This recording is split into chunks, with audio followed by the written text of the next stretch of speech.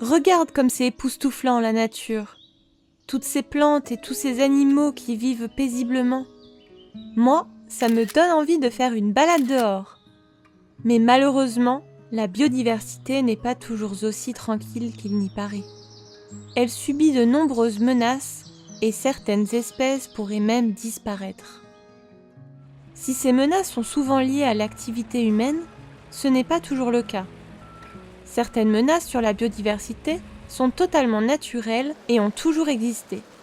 C'est le cas en particulier des phénomènes climatiques extrêmes qui font peser une grande menace sur la biodiversité. Les incendies, par exemple, brûlent toutes les plantes et arbres sur leur passage, détruisant les habitats de nombreux animaux et déplaçant ainsi les populations. Les ouragans font déferler d'énormes vagues sur les plages en emportant tout sur leur passage, avec des vents violents qui peuvent détruire les zones côtières. Les pluies diluviennes provoquent parfois des débordements de rivières qui peuvent noyer les parcelles et emporter avec elles végétaux et animaux. Et que dire des tremblements de terre ou éruptions volcaniques qui sont aussi destructeurs pour les animaux et végétaux que pour les humains. Une autre menace naturelle est l'apparition de maladies dans certaines populations. Comme pour l'homme, certaines maladies peuvent être mortelles et décimer des populations entières d'animaux ou de végétaux.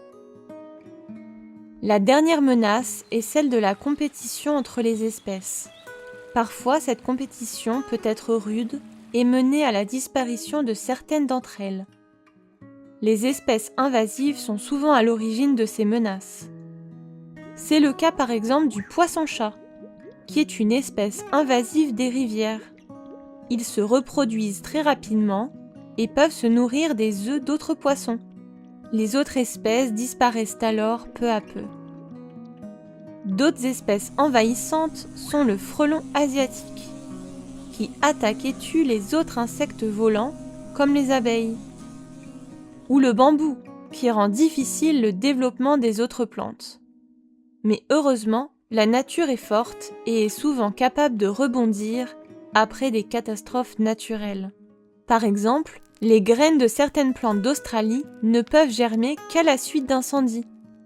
Les zones dévastées sont repeuplées très rapidement, avec une végétation et des espèces qui colonisent les zones abandonnées après quelques années seulement. Je te laisse sur ces belles paroles d'espoir. À bientôt!